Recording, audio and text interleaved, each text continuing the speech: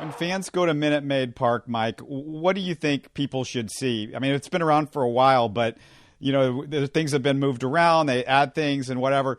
Like as a fan experience, if you're just kind of wandering around, maybe something that somebody wouldn't think to look for, or what would be the 2 or 3 things you'd go, I want to go check that out when I'm at the ballpark?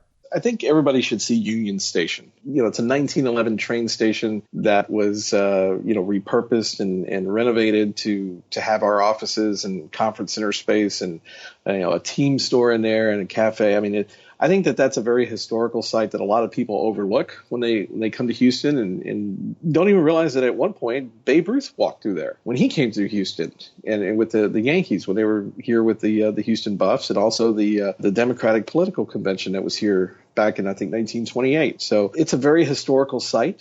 And I think that's it's tied to this modern ballpark, and it's just it's almost seamless. And if you look at the exterior of Minute Maid Park, it's kind of modeled after the shape of Union Station from the south side. So I think that's one place that people should go. I think another one is probably Home Run Alley. And out there where the home run porch is, and just kind of hanging out over the field and really getting a nice panoramic view from center field and looking up at the roof. It's just a beautiful ballpark. You get 2 different aspects. When you have the roof open here, it is one of the most beautiful outdoor ballparks that you can have in baseball, in my opinion, because the roof completely rolls back.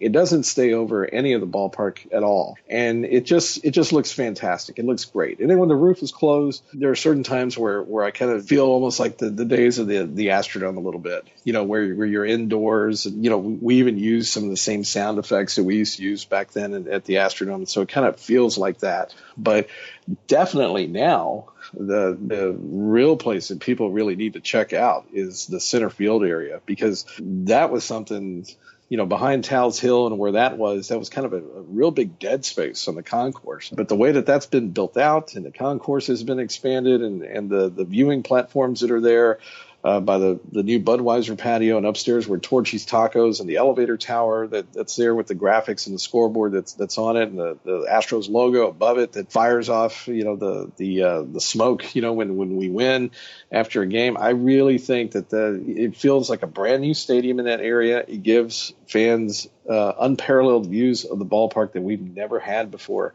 And it's just a great dynamic area out there. So I think Home Run Alley, Union Station, and center field are the top 3 places that people should really check out when they come to Minute Maid Park. And then, of course, you have your behind home plate, or you have down the first baseline where you can see the downtown buildings that are that have grown a lot over the past decade and a half that we've been here.